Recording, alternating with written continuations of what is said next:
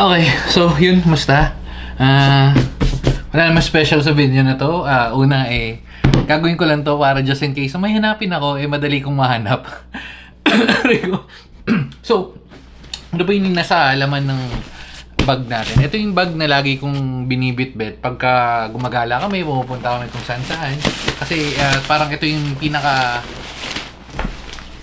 bag ko na kumpleto na kung wala man ako dito sa bahay kumbaga wala na ako nun, yung charger, mga ganun. Pakita ko sa inyo. So ito yung low pro na nabili natin nung basta yan. So low pro flip, ano nga to? Low pro flip 250 or 300 yata. Wait, confirm ko low pro to pero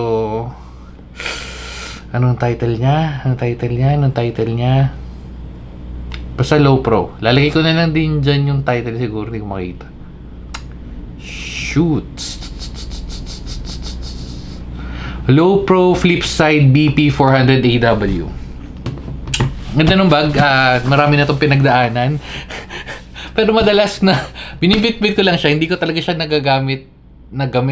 Pero siguro, pero ito, dito na tayo. So, una itong ano na to, yung sa harap. Pag inopen natin yan, wala talaga dito yung pinakalaman kasi flip side na sa likod nga. Pero ang ginagawa ko dito, nandito yung kung kailangan ng card at saka yung laging kong bit-bit na bag na tinutupi ko lang yun. So dito natin sa sakto. Mukhang maliit yung space na to. Yan. Mukhang maliit ng space na to pero kasya yung bag ko dyan. Pag tinuklop ko, ito makita niyo, no? Basta may parang puwersa yan dyan. Kasya siya dyan. Okay, so yung likod, yung gilid pala natin, maganda kasi to. Easy ano yan? Easy access. Oops.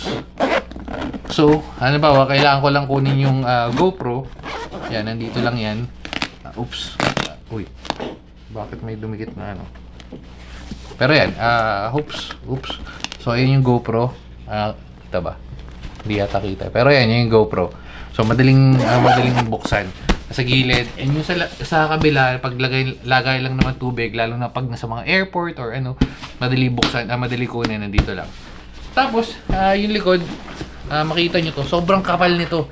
Hindi ko siya nabigyan ng masyado ng hustisya nung binili natin kasi parang simpleng bag lang naman siya. Actually, simpleng bag lang naman siya na medyo mahal. Pero, ayan, ang ganda nito kasi una, ang kapal nito. Hindi mo ramdam yung meron kang, ramdam mo yung bigat pag depende sa kung gaano kadami yung dala mo. Pero, ayan, padded to. So, kahit yung may laptop, kahit may mga tusok-tusok dun sa loob ng bag mo, hindi mo mararamdaman.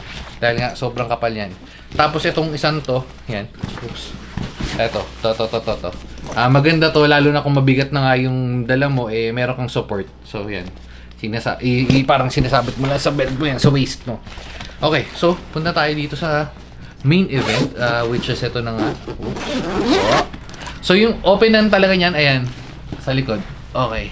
So, ito, nilalagay ko dito. Pwede naman yung mga iPad siguro, pero ang nilagay ko dito is yung kable na lang. So, maliit lang naman siya. Ayan, yung kable na USB-C, USB-A. Yung mga kable nga kailanganin ko, so madaling hanapin, nandyan na siya lahat. Tapos, itong part na to, for iPad and kaso, hindi ko naman itong nagagamit dito na ako rekta. May isa akong issue ngayon, di ko sure. Kasi yung gamit ko, well, normally, pag lumalabas kami, ang bit-bit kong laptop is yung Chewy. So, kasya siya dito. So, ngayon, may lakad kami at kaya nga mag-aayos, may lakad kami na medyo malayo-layo. Di ko alam kung MacBook yung dati ko. Ako kung kakasya dito, pero feeling ko kasya. 16-inch na MacBook. So, yeah. Okay. Actually, pwede natin try, no? Ayun lang naman. Pero, ayan, ito yung laman. Medyo inubo tayo. Ito yung 3-way na, three-way para sa GoPro na bihira ko gamitin. Tapos ito yung Insta na yung Magic na yung basta mahaba rin to yan. Mahaba yan. So sa Insta 360 natin yan. Uy, okay. At ito yung unang rason kasi ito papalitan na natin to. Kung mapapansin nyo, hindi, gawa ni Bekbek tong extension na to. Pero sobrang dami ng pinagdaanan at pinaggamitan. Yan. Medyo mahaba-haba to. Siguro mga... Testing na natin yan. 1, 2, 3, 4, 5. Ang mahaba pala. 6. Mga 6 meters pala to. Kasi, kaya ko sinukat. Ito yung nabili natin nung nakaraan na hindi ko pa naliligpit. Kaya nga sabi ko, nadamay ko na kayo.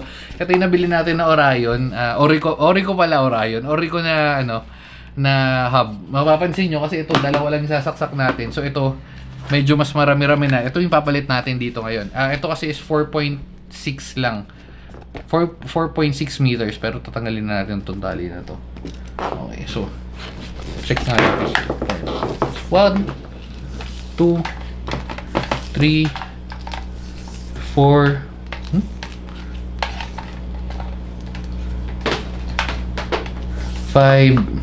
5 something pero pwede na. Ito lang hindi masyado ano. Sakto lang. Okay, so kasha, all goods. Kaya tinanggal ko na sa tali kasi magbabaguhin natin yung pwestuhan nito. Dahil nga, ayan, papansin nyo. So, yan na yun.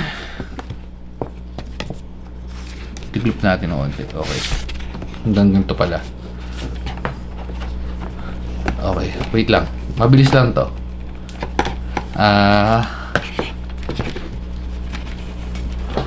Meron pala, kailangan pala ng ano.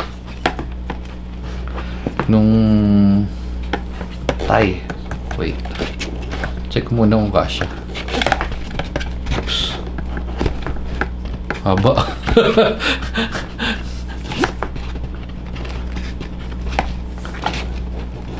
Okay.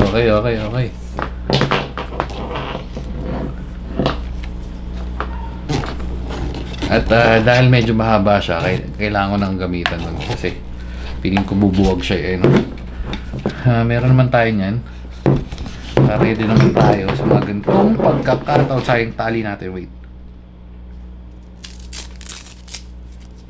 Oops.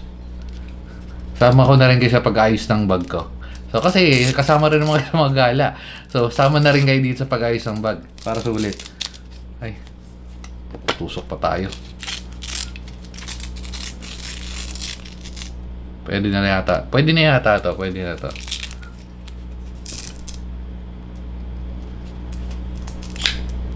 Yan. Okay. Shit, nabuhol. Okay. Oh, oops. Yan. Para meron na tayong mahabang saksakan. Di naman talaga siya kailangan palitan tong isa, okay na to, pero kasi may na-experience tayo na kailangan natin ng extension. So ayun yun. Okay. So kasya ba? Kasya yan. Pinesting na natin yung kanina eh. Naku, hindi kasya. Pipilitin na lang natin. Ay, may problema pala ako ngayon. Hindi nakakasya to ngayon. Sisingit ko na lang yan. Okay, so hindi ko na papatagalin. Yan na, sisingit na lang natin yan dyan. Pero yan na muna yan. Okay. Ayusin ko na lang mamaya. Yung drone, DJI Mini 3 Pro na bago na to. Kasi ito yung napalitan na nag-crash nakaraan. Yung sa Batangas. Pero yan, bago na to. Tapos, syempre, yung battery na kailangan may 3 extra. Just in case na bumitin. Tapos, yung power ito. So ito kaya bumili tayo nito kasi nga 140 watts just in case yun kailangan natin ng extra saksakan. Ito yan. Type A tapos dalawang type C pero okay. Hindi medyo mahal yung bilhin natin dito pero ganoon yata talaga yung presyo niya. So yan yun, and then yung RC controller natin. Oops. Tabi na natin yan dyan. Okay. And so yung charger or yung charger ng GoPro. Tapos headset, headphones, Hyper to, 'di ba? JBL pa. HyperX nga, HyperX. So yung JBL ko. Tapos ito, JBL na speaker. Yan. Ito, sobrang tagal na ito, pero kasi ganda pa rin ang tunog yan. So, very goods pa rin yan. Tapos, yung GoPro nga natin na nakasaksak ngayon sa mount. And, Rode na wireless mic. Yan. Bihira natin magamit to kasi maganda na yung maganda na yung anong tawag ito? Media mode. Tingnan ko, alam mo kasi nandun lang yung box kaya madaling balikan. So media mode. And then yung power bank just in case na kailanganin natin. Okay, so yun. Tapos bukod doon, wala naman, ito lang yun. Ito dito medyo marami-rami. Dito sinisipit ko rin yung yung mouse pagka kailangan natin magbitbit ng mouse.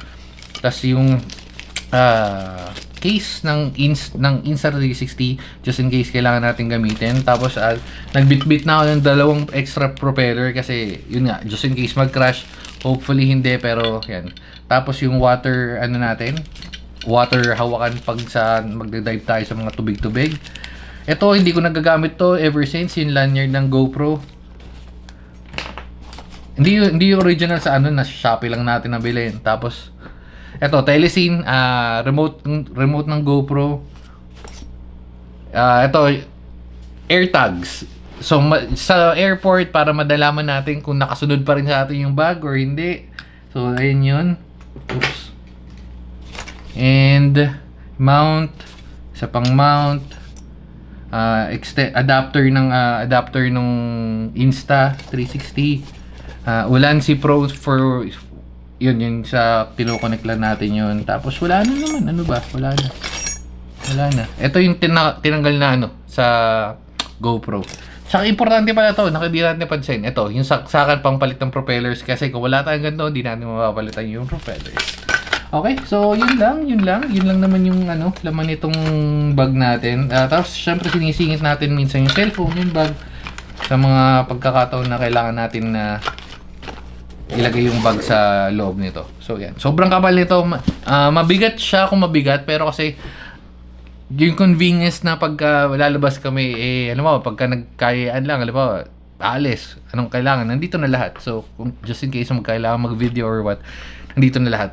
Hindi ko lang sinasama, dati kasi, originally, dati yung plano ko, magbibitbit pa tayo ng yung 6700 natin, or itong ZV-E10. Pero kasi, since kasama nga natin madalas si Peggy or yung mga butcho ko, si Peggy, si Manong, si 50, ang hirap mag-setup na. So, mas madali yung phone na lang or kaya GoPro kasi mas accessible. Anyway, so, yun lang. Yun yung natin. Ayusin ko na to. Tong part na to. So, yun lang. Magliligpit na tayo ng kalat. Bye-bye na, guys. And, uy. Kumikit. Ay, la. Pangit yata yung pagkakaano ko nito. Hindi ko ito gagamitin. Sige na. Bye-bye na, guys. Babu.